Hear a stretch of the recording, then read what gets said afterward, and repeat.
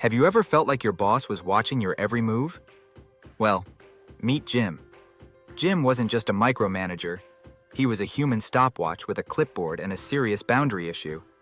He didn't care if you hit your sales targets. He cared if you spent more than 3 minutes in the bathroom.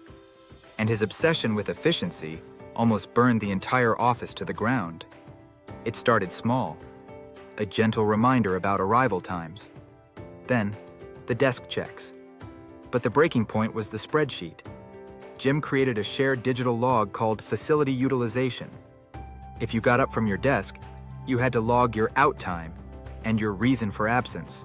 The office felt like a high-security prison. We weren't focused on our clients. We were focused on our bladders. One afternoon, I saw Jim standing outside the stalls, literally tapping his watch. He had implemented what he called the 2-square policy for the office napkins and toilet paper to reduce overhead. It was absurd.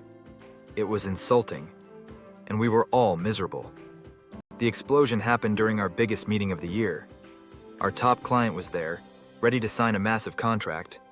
Sarah, our lead designer, was midway through a brilliant presentation when Jim's phone alarm went off.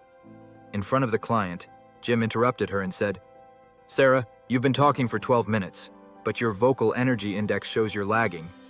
Also, I noticed you took an unlogged water break at 9:45. Let's stay focused on the metrics, shall we?"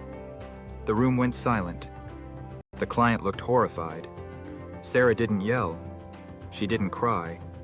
She slowly closed her laptop, looked Jim dead in the eye, and said, "Jim, I can either give you 100% of my creativity, or I can give you 100% of my logs. You can't have both.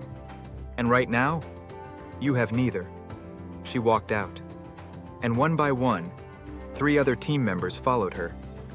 The client didn't sign the contract. In fact, they told the CEO they wouldn't work with a company that treated its talent like toddlers.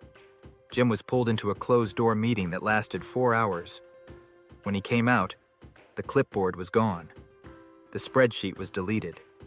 The CEO gave Jim a choice: learn to lead or learn to find a new job.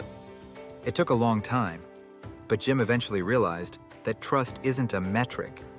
It's the foundation of the work. The moral of the story? If you try to control every leaf on the tree, you'll never see the forest. Micromanagement doesn't create productivity, it creates a mass exodus. Have you ever worked for a gym? Drop your worst micromanagement story in the comments below. I read every single one.